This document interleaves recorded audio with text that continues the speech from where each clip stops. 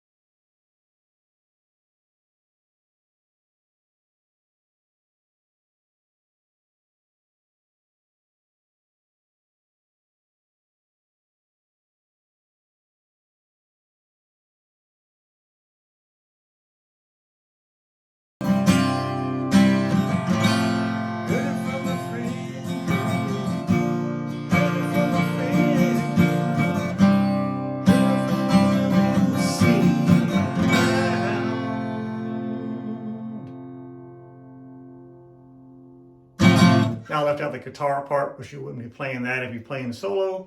So that is the foundation of Take It on the Run. Nice, easy cowboy chord, rock song, everyone knows. And if you're interested in more videos like this, please subscribe, and I'll see you on the next one. Bye.